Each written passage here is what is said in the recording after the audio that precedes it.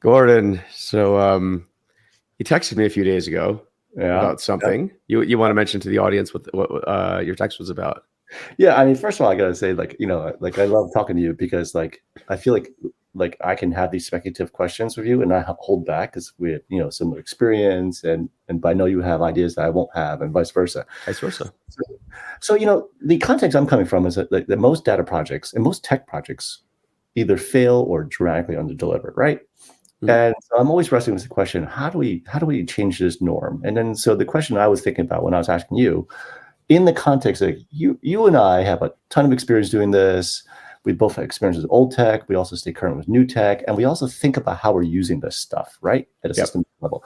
So what if you and I were dropped into a place that was suffering from the inability to make data-driven decisions, didn't really have much in the way that looked like a modern data stack or data warehouse at all, weren't able to hire. If you and I were the ICs, what would we do? How would we solve this problem? Oh, Right? I've actually been here a few times. Yeah. I'm sure you have too. Yeah. It's an interesting question. So I guess maybe some follow-up questions are: is there any documentation in terms of how the current systems work? Uh, are things working? I guess is the other working from an operational standpoint. Yeah. So I guess let's start there. Assuming that, well, let's take two scenarios. One, things are documented and things are working. Right. What would you do then? Well, if they're documented and they're working, we're not, why are they talking to us, right? But really, then Yeah. it's probably an efficiency play, an extension of the existing solution play, right? Hmm. There's something that's failing, and it's probably a scalability issue. Like if Yep. there's documentation and it's working, then they probably want to make their decisions a little bit more easily, or they want to expand it to a new area, right? Hmm. I mean, I kind of think that at a high level, all you could ever really do is either generate new value or make things easier. What else is there? Yeah, I agree. Like, I'll give you an example of a scenario where this exact same thing happened to me. This it was a quote mature company, Mm-hmm. right? Not a tech company. Mm-hmm. They had no data team really Mm-hmm. at all. Actually, the system was set up years ago. It was producing reports, but these reports were typically 2 to 3 days late because the ETL process, what was once a very quick process, now took 2 to 3 days to complete. Yeah. Right. And so in that situation, things were well documented. I guess it was quote working, and the business would sort of feebly accept that reports just take that long. Yeah. So that's one scenario. But I guess maybe we shift to the other more. I mean, in that case, I suppose I just built a greenfield system next to it, and then sunsetted the old system eventually, right? And so let's talk about the scenario, the more interesting one, I guess, where like nothing's documented, things are an absolute catastrophe, and it's exactly the situation you just described. Right. What would Gordon do here? That's the normal case, right? Or maybe Yeah. the answer might even be like someone says, "Hey, what's the doc? Is there documentation?" And they say, "I don't know." How Right. are you doing? I don't know, right? So I think, so I'm hoping that my expertise is not just technology, and maybe that's not even the most important technology, but it's really about how to get the decisions that are valuable, right? And then figuring out what the blockers are there. So what would I do here? I want to talk to a decision maker. I want to talk to some, probably, if it's a company, I want to talk to some executive, whether it be in product marketing or finance, because those are the three basic major areas, and maybe finance, because they sort of have the most structured decisions. And I say, hey, on a day-to-day basis, what decision are you trying to make that's harder than it should be? Right? What decision are you I trying to like make, that. right? Or that's harder than it should be? Or what decision do you want to make that you can't? And for instance, a decision can be thought about broadly. Then maybe it's like, hey, report on revenue and communicate out to the rest of the company. Hmm. Okay. Why is that hard? Well, it takes us 2 days to pull it onto a spreadsheet. And like, I'm like, and is it hard to guarantee the quality? I'm going to ask guiding questions. So he goes, yeah. We occasionally, last week, or 2 weeks ago, we reported out bad numbers and we had to, issue a retraction, right? Okay. That's an example of a decision that's hard, right? Hmm. Is this problem worth solving for you? Is it worth investing, or are you going to happy to living with it like this, right? And this is where you're tapping into the subjective aspect of the decision maker. How do you make their life better? Because it's not my life, right? Right. Right. I shouldn't tell you what decision to make necessarily, which is sometimes we're put in that position, right? But rather, like, what decision are you making right now that's harder than it should be or not being done of high quality, right? Mm-hmm. And then now I can drill into, okay, how do we, what's blocking it? And then do you have lack of data? Is the data not tested? Is it a lot of manual toil in producing it? I'm not going to just jump straight into like setting up Snowflake, right?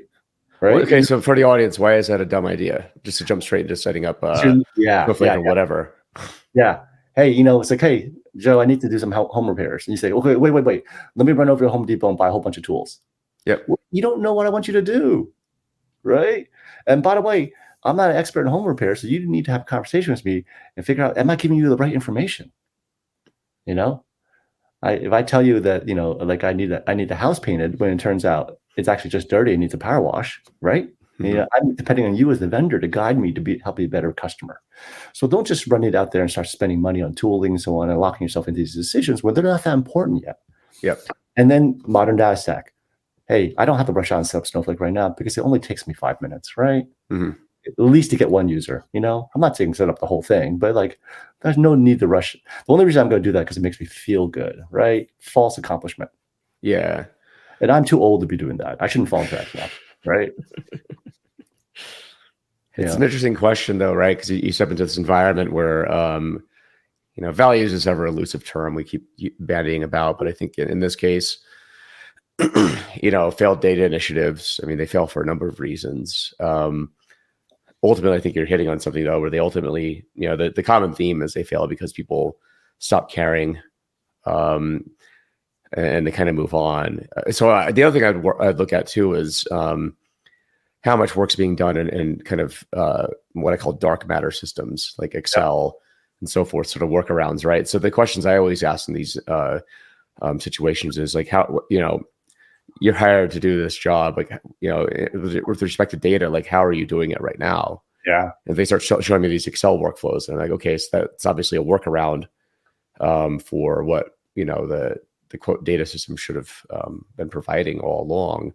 Yeah. And the data team that's probably no longer there. Because you bring up decisions, there's also just like day-to-day work that people just need to get done. I guess it's their decisions maybe, or just actions as a result of it. Yeah, but it's just, yeah, but it's a tough one. And so and I guess, it is a chance to start over in a lot of ways. And so how do you address this? Do you go and kind of bandage the existing workflows, assuming you know kind of what the key problems are to solve, or do you start over? What's your approach? Yeah, and I want to just drill into one second thing you said a second. You used the term dark matter systems, which I like. Why do you call it that? I have a theory why you call it that, but why do you call it? I mean, so the theory with dark matter in terms of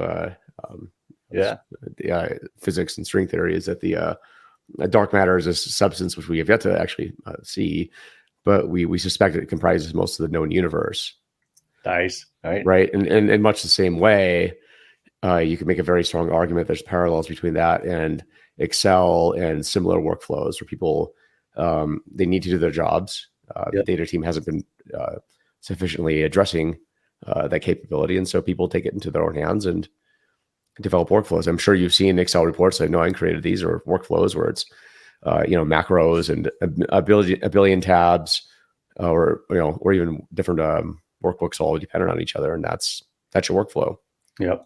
Yeah, and I think the reason I like the term dark matter is because those systems tend to be unobservable or very difficult to observe. And why does that matter, right? Because it's very hard to improve them, guarantee the quality, and then so I think quality and safety are part of your deliverables in terms of a decision, right?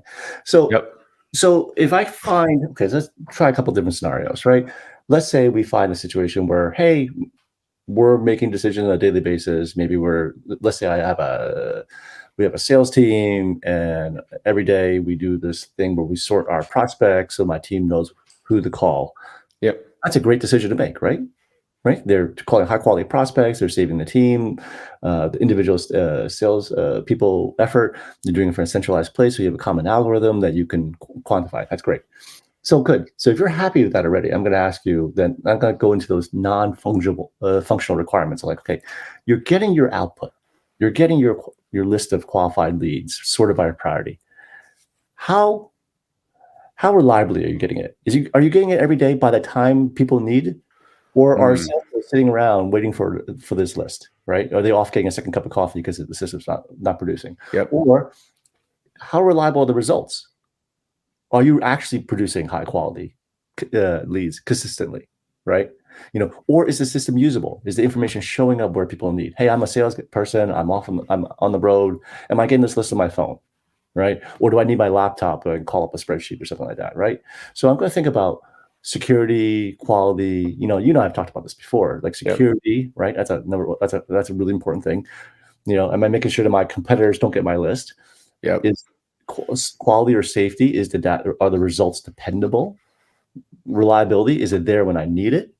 Usability, is it easy to use or is it a struggle, right? If it's easy to use, I bake it into my workflow.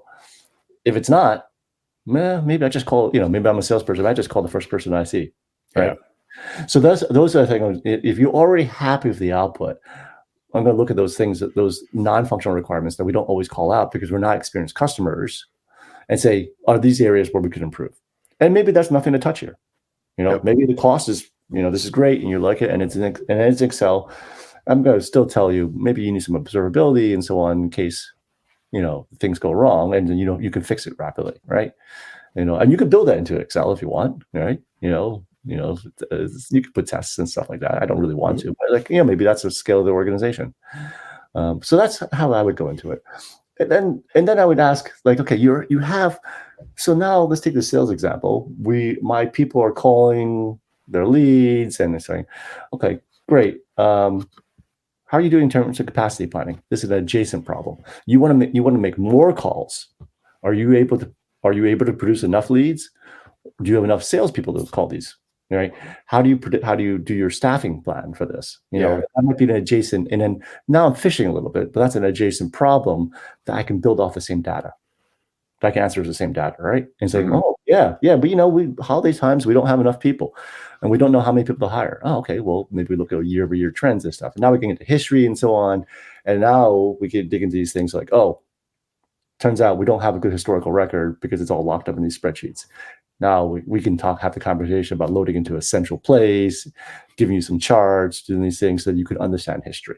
Yep. But we're incrementally moving our way there. We didn't just jump into like, let me just build you a massive sales reporting database, right? Maybe you don't want that. Maybe sales is great, and what you're really struggling with is customer support.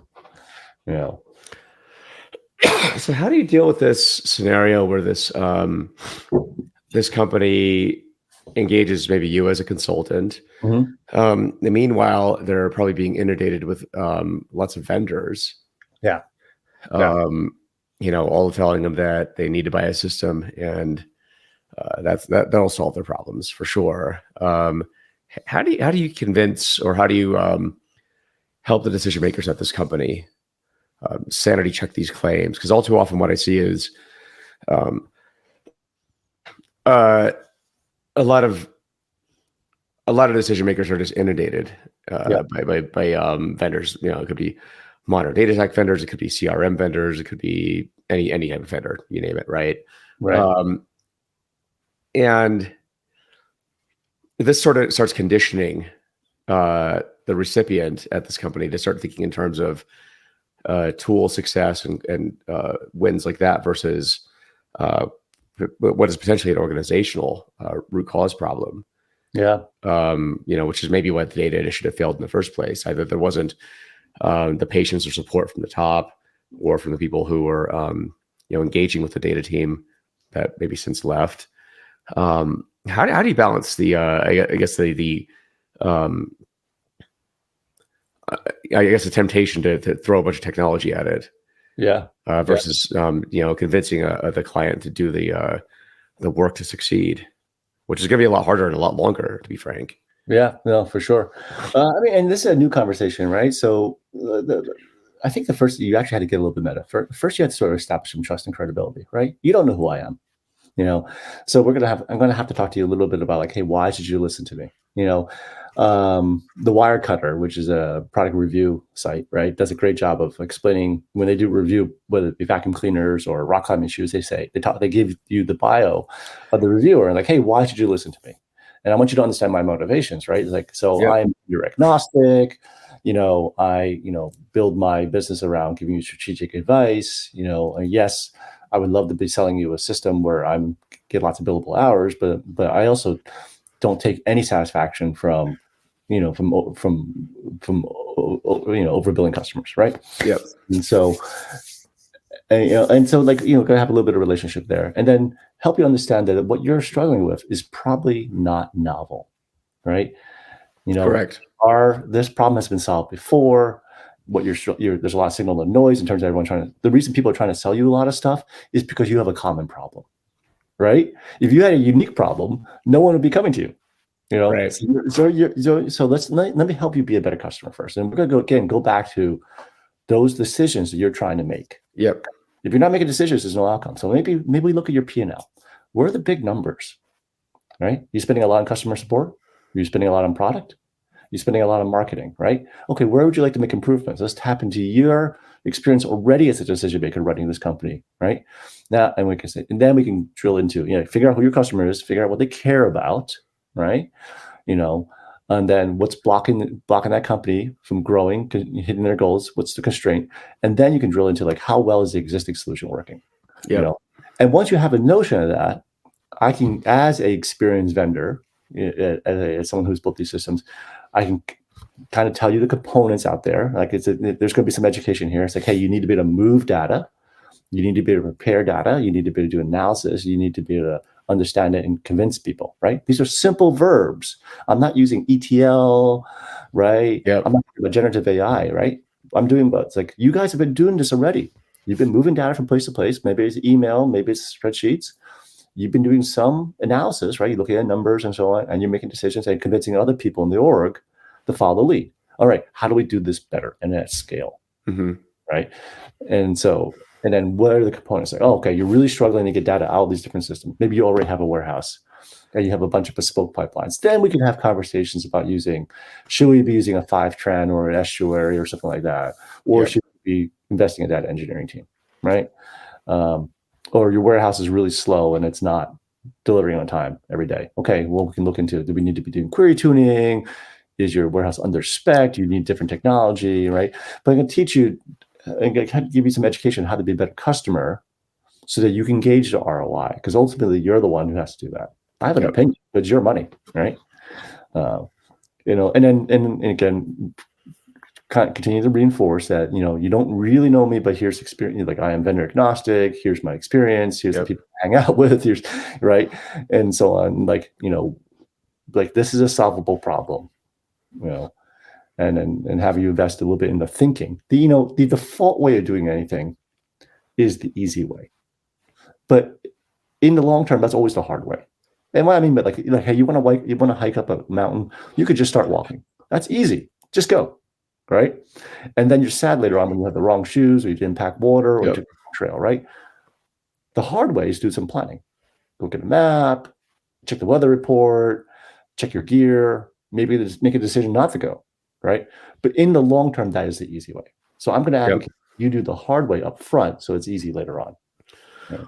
There's a really good book that Dave McComb turned me on to, which is How Big Things Get Done. Yeah. I think it should be more how big things fail. It talks about basically why is it that no matter the project we're talking about, whether it's a giant infrastructure project like bridges, whether it's an IT project, whether it's even a home repair project, why is it that we're really bad at scoping, right? Yeah. Why is it that inevitably projects take longer, cost more money, and underdeliver results almost unanimously? And by the way, the author of this book, he had a database of over 20,000 failed projects from big to small. And what he found was IT projects were actually the worst in terms of length of basically lateness, being over budget and everything else. And the things he came at, the root causes really was, as you say, lack of planning. Forecasting is another one, which people are really bad at forecasting. Yeah. And what he also said is forecasting it's often intentionally gamed, and that you want to give a low budget number so you can get it approved. And by the time you get started on it, it's too late to pull it back. So you're stuck with it. Right. And then you have the fallacy of sunk costs and so on. Yep. So this factors into, I think, sort of why, to bring it back to, full circle, why people like you and I get parachuted in is because these projects, and there's probably a graveyard out of them, even at say a particular company we're hypothesizing about. These projects all started off with good intentions. Right. These projects all started off with some sort of a scope and timeline, and why is it that now people like you and I have to be parachuted in and probably fail, to be completely frank? Yeah. Right? That's the reality of it. I mean, I would say that even on a good day, people like you and I are, we can be successful, but there's a certain asymptotic limit to how successful we're going to be just because of reality, basically. That's super interesting too. And then I was actually literally thinking about this weekend in the sense of like, why are tech projects different from many other projects? Like, in the tech world, we lead into iteration so much. We've built these methodologies and so on. Why have we done that? And it's because tech projects, by their nature, when they fail, they tend to fail 100%. Right? I mean, if you're painting, again, go back to painting my house. If you're painting my house, even if you do a crappy job, I get some value out of it, right? I might have to hire someone else to do a touch up or something else like that. But someone goes to build you a database. Those projects tend to fail 100% when they fail, right?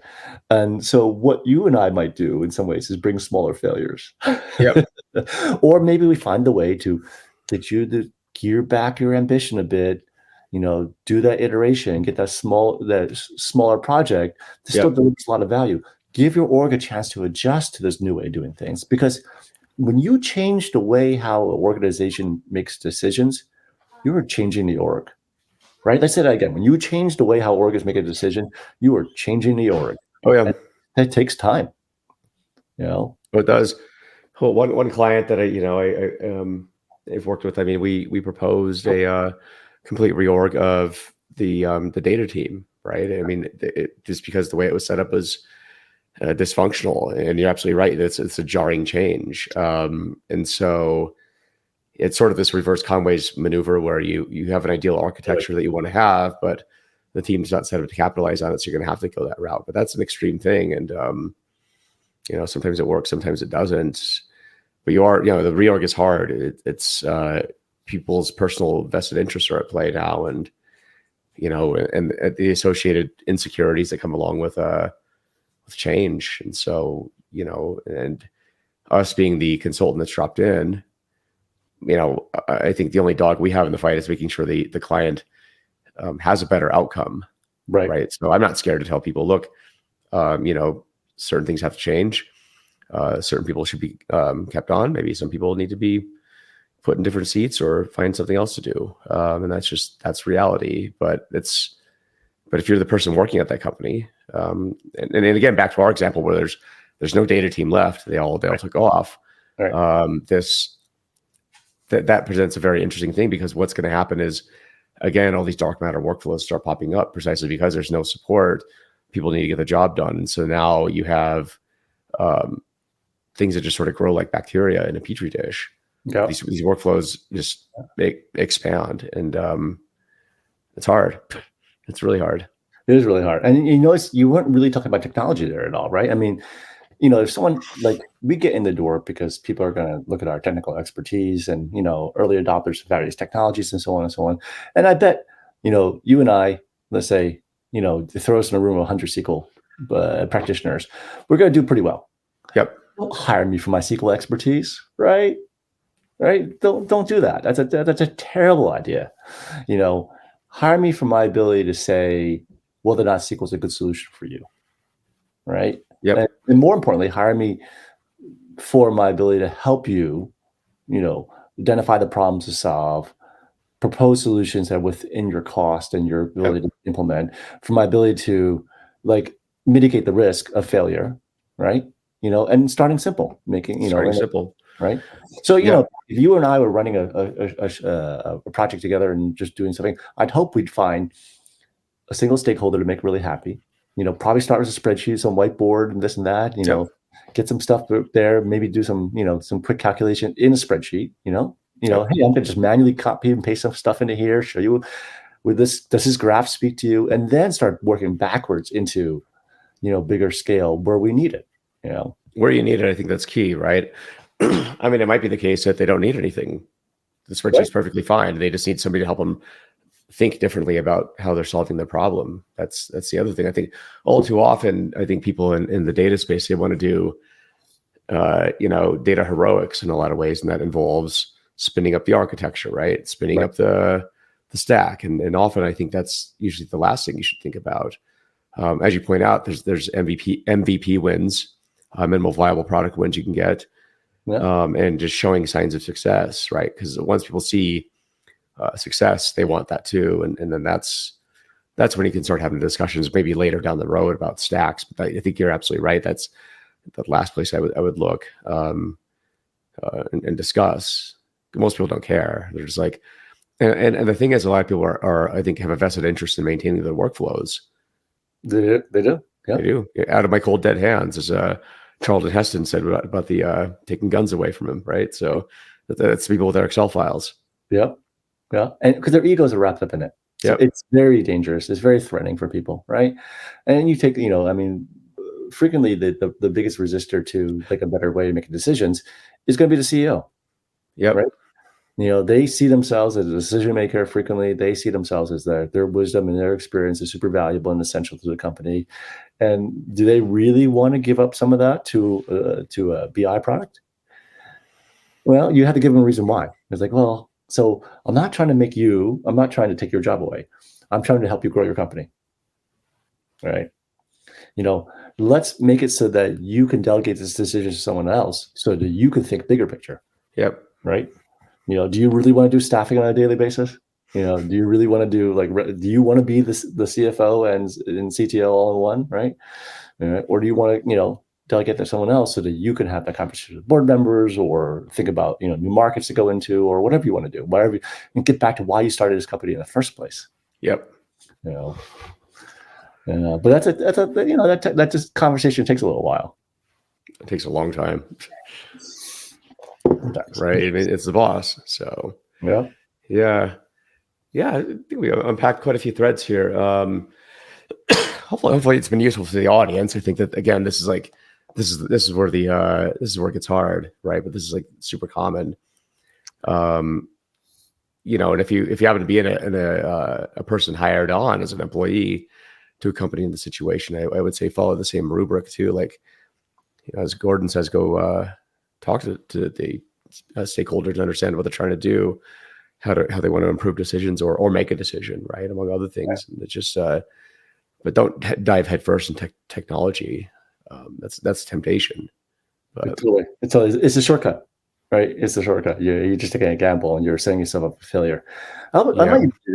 Go find someone whose life you want to make better. Now, as it pertains to making decisions, right? Yeah, it pertains to making decisions. But you're right. Go find the toil, right? Go find where someone's got a crappy job because they're like drowning in spreadsheets and they and are afraid to move. Yep. And go help that person. Or just wait for OpenAI to come out with some sort of bot agent that'll do it all for you. I'm just kidding. It'll happen, but yeah, it's yep. Again, this is reality, right? We like to think that all the data projects are really sexy and we're going to make a huge difference and everyone's going to be data driven.